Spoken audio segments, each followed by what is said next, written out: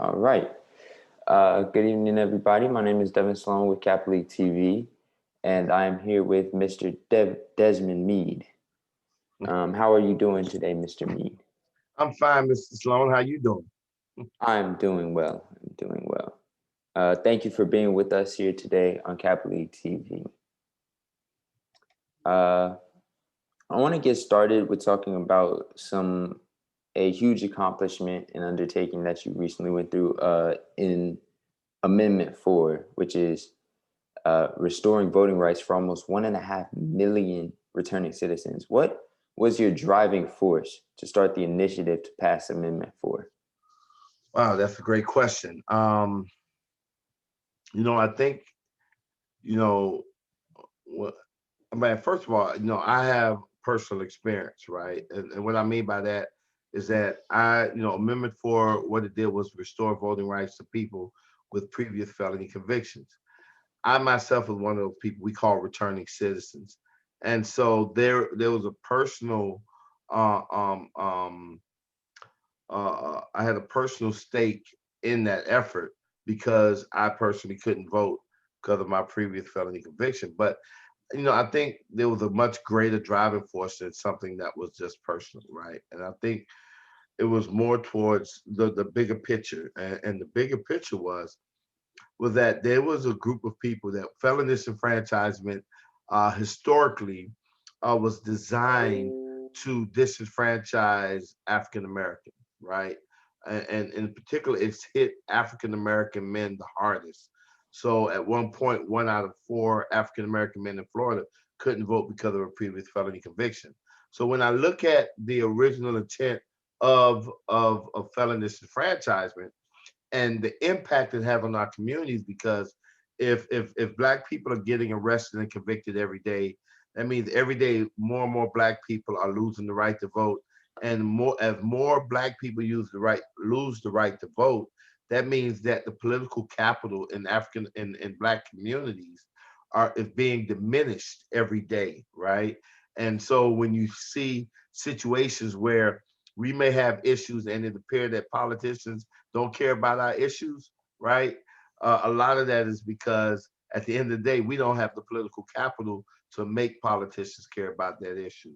And so, I knew that if we were to get to a place to where our issues would be a priority for people who are in charge of our communities or who govern over our communities, our state, our country, that a key ingredient that must be in place is that people in those communities have the right to vote and is exercising those right to vote. And so that was a major driving force, and that being the empowerment of minority communities, particularly the African American community. Um, did you ever think that your initiative would come to fruition and actually help this many people that it did? Because one and Well, a half million is a lot. yeah, of course I did. I tell folks, man, that I was inspired by God, to take on this role because I mean, at the end of the day, you know, this to be able to deal with an issue as controversial as restoring voting rights to people with previous felony convictions, and to do it in a state as controversial as Florida, all of the experts will tell you that it's impossible, right? That the subject was too toxic and it was too political, and therefore, because of the high threshold that needed to be met in order to pass a constitutional amendment initiative, that it would be a waste of time and resources to even attempt to do so.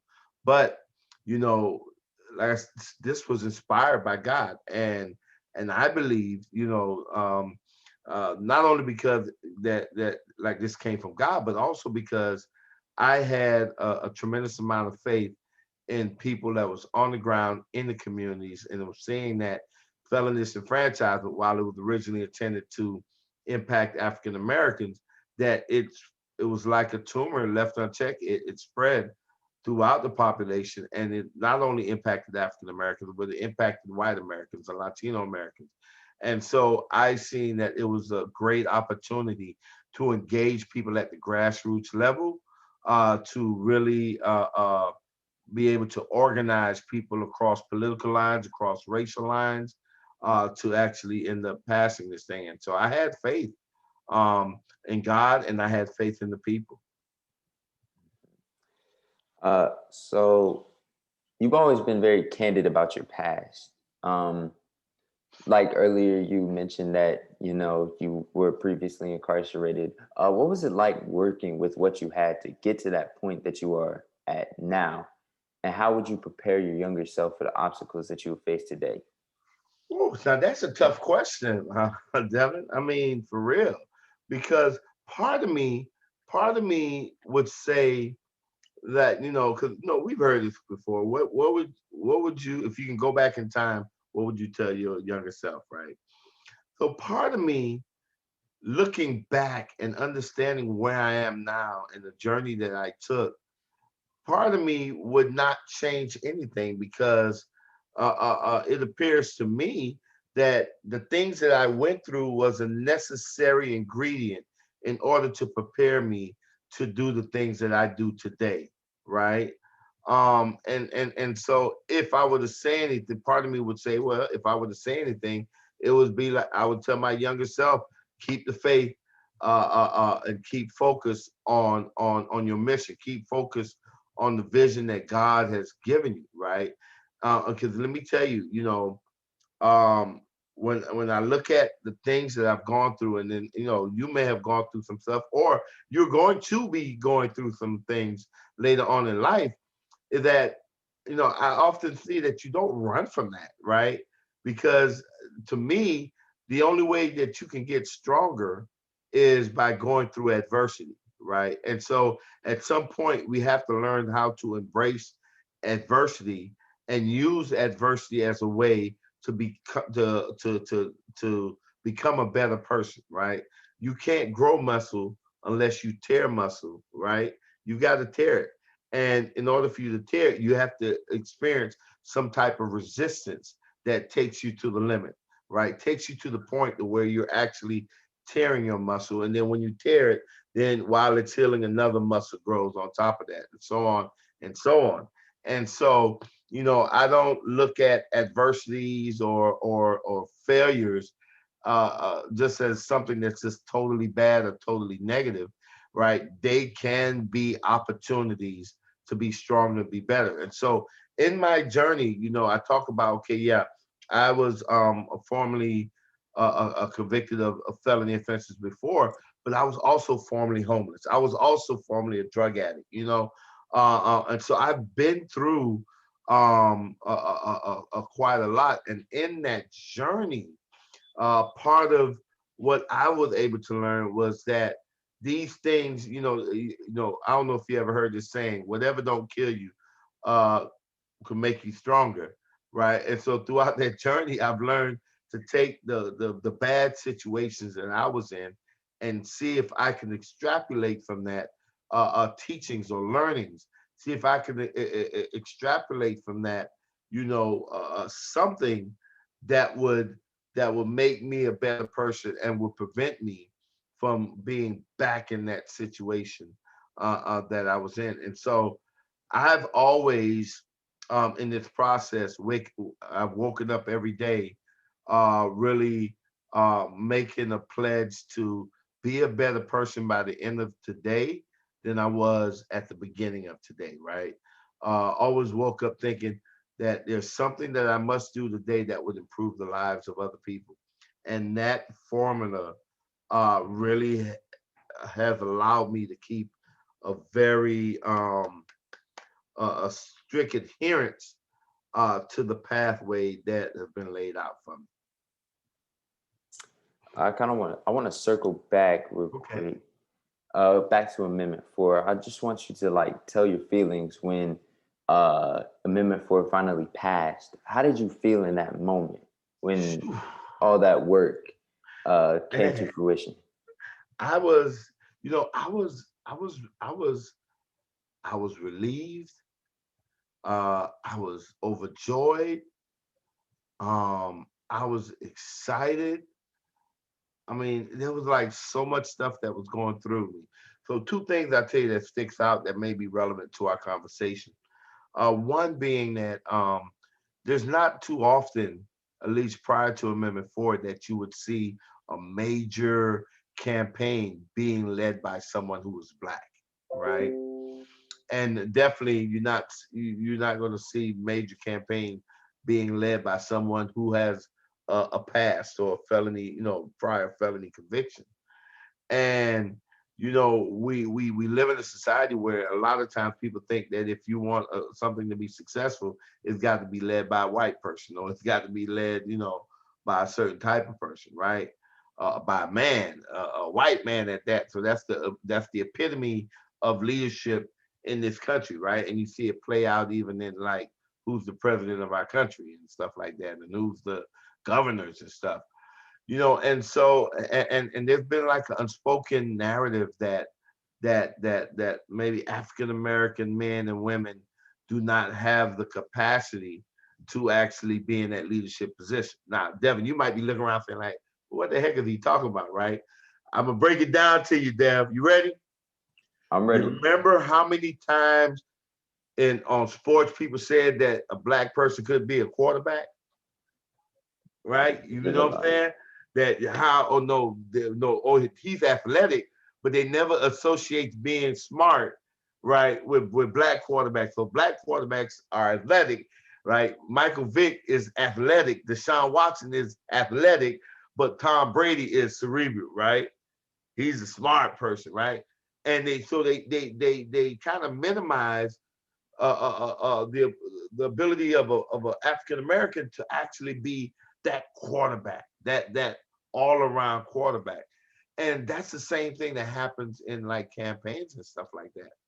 And so, because here I was a black person who was also a returning citizen that was leading the campaign. In the back of my head, I was like, man, I don't want to fail because if this thing don't pass, then they're gonna be like, see, I told you, when Randall Cunningham and Michael Vick couldn't do something, they said, see, this is what we told you. That's why Tom Brady and the Peyton Manning that's why they're the Hall of Famers of the world because, see, he failed. He didn't make it. You see them doing that to Cam Newton now, right?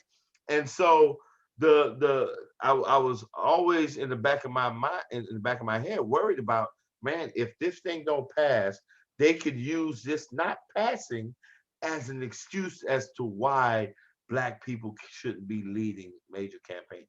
And so when we won, it was like I broke the glass ceiling. I'm like, okay, you can never say that a black person can't lead nothing, can't be successful leading something. So that was a sense of relief because it cleared the way for other talented black people across the country who have just as much skill or even more skill than me to actually now could command being in a leadership position, right? The other piece I would add to that, and I apologize for my long answers, but the other piece that I could add to that is that at the party was a dude, Mr. Charles, I call him. 2 years prior to Amendment 4 passing, I met him and I thought, and we both thought he could actually go vote. And this dude is like, I think in like his 70s or 80s, right? Real fragile. And when he went to go vote, they told him he couldn't vote. And he lost his right to vote because he was driving with a suspended license. And because he was convicted of driving with a suspended license, he lost the right to vote for life. So before Amendment 4, once you get convicted of a felony offense, you can never vote for the rest of your life. And so I remember when we found out that he could not vote because his driver license was suspended. In my head, the first thing I thought about was, man, this dude who reminded me of my father is going to end up dying before he even get a chance to vote. And that bothered me and that broke me down to tears. Well, the night that Amendment 4 passed, he was there at the watch party where I was at. And when it passed, we found each other and he was hugging, crying. And only thing he could say in my ear was, man, I could vote now. I could vote now. And just to know that we did something that allowed people who some of them had just a dying wish to be able to vote before they died, to be able to feel what it's like to be an American citizen and participate in an election before they died. We gave that opportunity to so many people, right? And so that was huge that night, huge. All right. So one of the things that we often address in Winter Park Kappa League is that Black men and mental health. There were a lot of obstacles that were thrown at you before and after the passage of Amendment 4. So what type of toll do you think, if any, did any of that have on your like mental health? Man. So, you know, that's a good one. I mean, obviously it had some toll on me at some point, and we could talk about before, I mean, because it it took something to drive me to in August 2005 to be standing in front of railroad tracks waiting on a train to come so I could jump in front of it. Right. It took something to lead me to that point. Um and that was just, I mean, I don't think there's any other demographics of individuals that have felt the brunt of the world more than African American men, right? And then there's this constant struggle because you have the forces of the world that is like seemingly against every move that you make, right? And then you have, I guess, trying to hold on to some semblance and trying to hold on to some dignity that we grasp at the manhood thing, and in some cases that's even a false narrative, right? And then we suffer on both ends, right? And what I mean by that is that whatever trauma and stuff that I was going through, right, it was exasperated when I could not, or I did not, I should say, seek help, right? It was exasperated when I did not um, uh, um, release some of the things that was in me because here's the deal: real men don't cry. We've heard it. We've heard it. No, you can't be crying like a baby, but and that's BS because real men do cry, right? And it's nothing that diminishes your manhood or masculinity by crying, right? In cases where where we want love and we need love, like it's hard. Why is it hard to say I love you, right? Unless we trying to holler at a female, right? And so the illusional narrative of manhood was something that we grabbed onto, I believe, to give some type of reprieve from all of the pressures that this universe has been pounding down on us. Because I mean, what we have suffered through being kidnapped from the motherland and subjected to slavery for 400 years and brutalized and where slave owners have engaged in tactics that was specifically designed to destroy our psyche, right? And these systems are still in place today that are designed to destroy our psyche. And as we're trying to get out from under that, we sometimes mistakenly grab on to this narrative of manhood that only exasperates it, because then not only does it not allow us to deal with the internal mental anguish that we're experiencing, right? And so we're walking around untreated, but then it also now creates a situation where we take things out on our queens, and we treat our queens a certain type of way that we wouldn't want to be our mother to be treated. You feel what I'm saying? And so we get it on both ends. And so yeah, I had some of that, but to deal with it and to come out of that, I learned pretty quickly that, oh yeah, it's okay for me to cry. It's okay for me to say I need help. It's okay for me to actually go and talk to somebody and release that stuff, right? And it's okay to push aside these these these um uh, um these identifiers or these definitions that society created to define who I am as a man or as a human being. It's okay to just set aside that and not go along with the norm and walk my own path and speak my own truth, right? And deal with those issues. And so a lot of the issues I was able to deal with through going through substance abuse treatment, right? I was using drugs for a reason, right? It wasn't just to be using it. And so to be able to go through a drug treatment program, to be able to get a closer relationship with God or a higher power, I think was a key steps or key environments that I deliberately chose to place myself in, right? And those were very helpful. But that journey, with when you talk about mental health, man, it's a beast. It's a beast because of these systems that are just designed to not only oppress us, but to keep us from getting the release and the help that we need. Um, I really talk now about some some more personal things real quick. How do you think some of your mistakes in life helped you become a better person? Well, I mean, they say experience is the best teacher, right?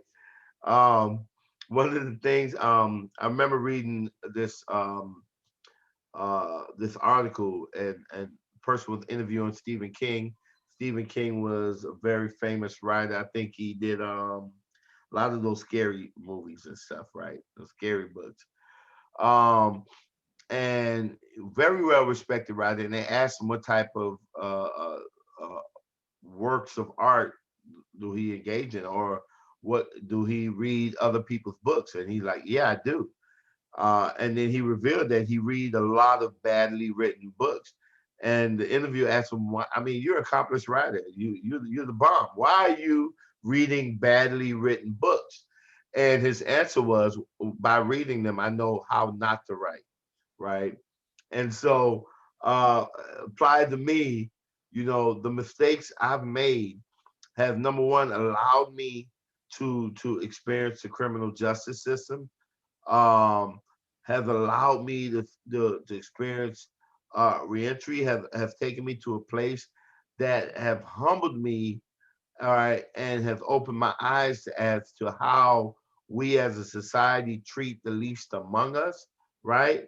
But it also has showed me how my decision making process, right, could either be an asset or a liability, right? And so those split second decisions that we make, right, um, are so critical to our failures and our successes.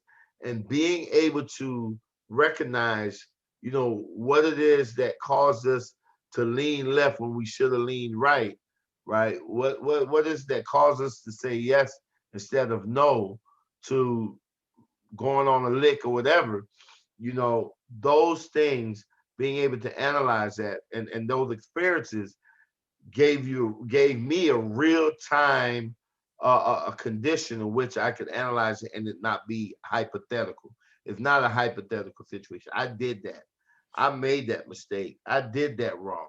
You know what I'm saying? Now, why did I do it? It's not one of them things that, man, if it was me, I would have did this. Now, it's easy to say that, right?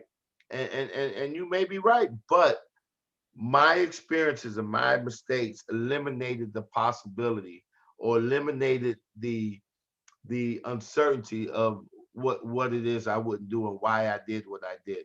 And so it taught me how to make better decisions, and it gave me the experience to have empathy towards people who make mistakes, have empathy towards people who are poor, who are homeless, who are hooked on drugs.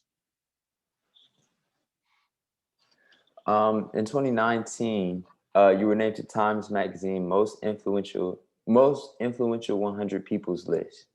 You shared the list with people like Michelle Obama, Spike Lee, LeBron. Like, tell us how it feels to be, how it felt to be a part of such like a distinguished list. It Like, was dope. That thing was dope. I mean, you know, it was surreal. You know, I remember when I found out I made the list, and I was in the car with my wife, and I was like, you know, baby, what they talking about? The 100 most influential in the country? And she said, nah, baby, the world, the world. And the only thing, my only response to that was, baby, it's more than 100 countries in the world, you know?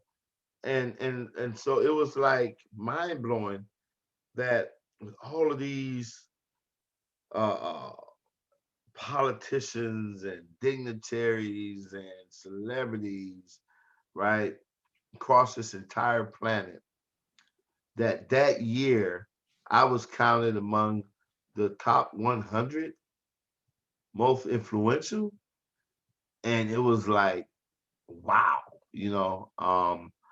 And the names, like you said, even Pope, I think the Pope was on that list, and Lady Gaga on that list, and you know, Khalid was on that list, and I was like, man, that's a very impressive company. But uh, uh, after being impressed, you know, I wanted to shine a little bit. You know, I kind of got a little disappointed they put me on the cover, right? And they put the Rock on the cover. I need to write them a letter and tell them about that. But I've still got beef with that. And the reason why it wasn't because I wanted people to see me, but I wanted to see who I was. I wanted people to see who I was. And what I mean by that is that putting me on the cover was a clear message that you don't need to be an athlete, you don't need to be a movie star, you don't need to be a millionaire, you don't need to be a politician to have significant impact in the world, right, or in your community, right?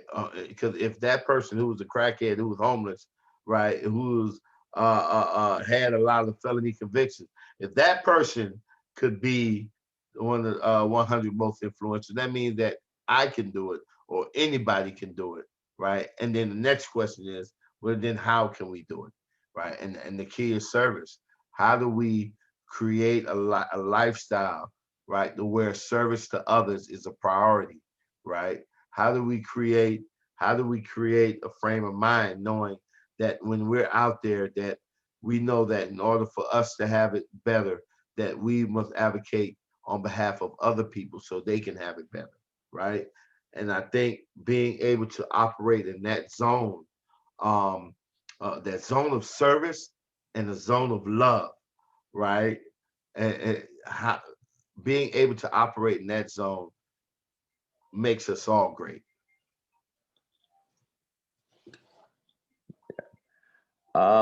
what is some advice that you could give people that want to follow in the same career path as you? Wow. I mean, it's got to be. I mean, if somebody wanted to, it's hard, man. 'Cause I mean, in some cases, I mean, in a sense, you have to be chosen for this work. You know, this work is not for the faint of heart. And I think, you know, you have to really decide what's your lane in the line of work, right? You want to know, you know, are you the chicken? Are you the cow? Or are you the pig? Now I know, Devin, you're like, "Oh, what is he talking about again this time, right? What you mean decide about whether you're a chicken, a cow, or pig, right? What I mean by that is, you know, when I talk to people about, you have to figure out if you're making a contribution to something or making the commitment to something, right? And sometimes people get those two things confused. And to make it easy for folks, I always tell people about the ham and cheese omelet, right? Because we know it's egg, ham, and cheese in the omelet. And then, of course, you know, when I was poor, I used to put a little milk in the eggs to stretch the eggs out. And so when you look at those ingredients, you know, when you look at the egg comes from the chicken, you know that the cheese and the milk come from the cow, and then you know that the ham comes from the pig, right? And so the chicken made a contribution to the ham and cheese omelet, right? The cow made a contribution to the ham and cheese omelet. The pig, however, made a commitment to the ham and cheese omelet, right? And so you got to figure out, I don't know if some of your folks got this, right? But see, the chicken laid the egg and kept going about her business, right? The cow stood for a little bit and let somebody milk them. She going about her business. The pig had to lay down his life. You ain't getting that ham unless you killing the pig, right? And that's the difference between the commitment and the contribution. What are you willing to die for? What are you willing to lay your life on the line for, right? And here's the thing. When you find that thing that you're willing to lay your life on the line for, right, then they get your path right there, right? But now you may find something that might be a great cause, but you ain't ready to die for that. Then that ain't for you to lead, right? That's for you to support. That's for you to contribute, right? And so thinking about going down a career path such as mine, and it could be a wide array of issues that you want to focus on. I believe it's so important that you do the ham and cheese omelet analysis and figure out what role you're in and figure out if this is something that you're so passionate about, you're willing to sacrifice yourself for it. And if that's the case, then what I say is that you connect with your higher power and you go in on it, and then you don't let anyone, whatever that vision is that God gave you, you don't let anyone deter you from it. You keep pushing forward, but make sure that at the center of everything that you do is love, right?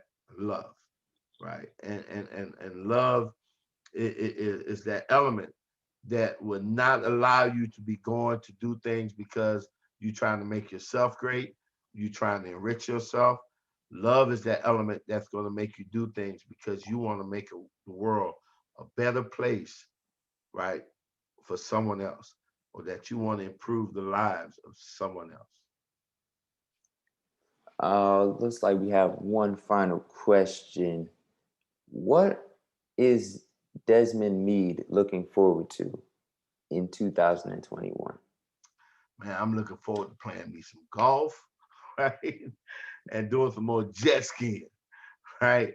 In essence, I'm looking forward to relaxing a little bit more because I'm telling you, for I would say 10 years, I've been going at it 24/7. And so I'm looking to just really be able to take a few more breath, and exhale some more. But in addition to that, though, in 2021, I think it's so important. Like right now, Devin, I'm not even gonna put you on blast, right? Right. But anybody that's listening to this, if you 16 and you 17 years old, right, and you have not pre-registered to vote yet, you need to make sure that you do that. Point blank, right? If you're 16 and 17, you should pre-register to vote. So on your 18th birthday, man, you're gonna have a voter registration card coming to you in the mail. And so what I'm all about in 2021, besides playing golf and jet skiing, is making sure that young men like you, Devin, right, are registered to vote. Because voting is literally the difference between life and death. And if you all can get registered to vote and go out to vote during elections, that we can have a drastic impact on the conditions that we see today, especially those that causes us fear, that causes us frustration, that causes us anger. We can fix it, but we fix it by registering to vote and turning out to vote. All right. Well, Mr. Meade, it was a pleasure speaking with you today. We wish you the best, and we thank you for your time. Much love to Kappa League. Appreciate you, Devin. And anytime y'all can hit me up, I'm here. All right. Thank you very All much. right. Peace.